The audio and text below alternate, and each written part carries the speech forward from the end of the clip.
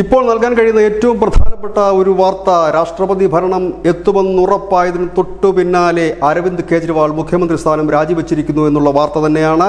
രാജിവെക്കില്ല എന്ന് അടിക്കടി പറയുകയും ജയിലിൽ കഴിയുകയും ചെയ്യുന്ന അരവിന്ദ് കെജ്രിവാൾ ദില്ലിയുടെ ഭരണ പ്രതിസന്ധിക്ക് കാരണമായി എന്ന് ചൂണ്ടിക്കാണിച്ചുകൊണ്ട് രാഷ്ട്രപതിക്ക് അവിടുത്തെ ജനപ്രതിനിധികൾ ഒരു പരാതി നൽകിയിരുന്നു, ഒരു ഹർജി നൽകിയിരുന്നു. അത് കൂടുതൽ നടപടികളിലേക്കായി ആഭ്യന്തര മന്ത്രാലയത്തിന് അയച്ച് ആഭ്യന്തര മന്ത്രാലയത്തിൻ്റെ നടപടി വരുന്നതിന് തൊട്ടു മുമ്പ് കെജ്രിവാൾ രാജി പ്രഖ്യാപിച്ചിരിക്കുന്നു. 2 ദിവസത്തിനുള്ളിൽ രാജിവെക്കുമെന്ന് കെജ്രിവാൾ പ്രസ്താവിച്ചിരിക്കുന്നു. അദ്ദേഹം പറഞ്ഞത് താൻ വോട്ടർമാരെ ഓരോ വീടുകളിലും ചെന്ന് കാണും, ഇനി വോട്ടർമാർ തീരുമാനിക്കട്ടെ എന്നാണ്. ദില്ലി നിയമസഭാ തെരഞ്ഞെടുപ്പിന് ഇനി 1 വർഷം മാത്രം അവശേഷിച്ചിരിക്കുകയാണ്.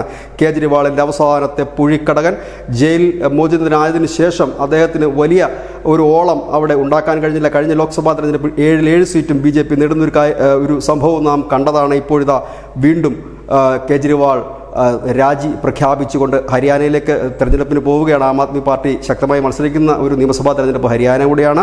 ഏതായാലും ദില്ലിയിൽ അരവിന്ദ് കെജ്രിവാൾ രാജിവെച്ചിരിക്കുന്നു. രാജിക്കായി മുറവിളി കൂട്ടിക്കൊണ്ട് BJP കഴിഞ്ഞ 1.5 മാസക്കാലമായി ദില്ലിയിൽ വലിയ പ്രതിഷേധത്തിലുമായിരുന്നു. News desk India Malayalam.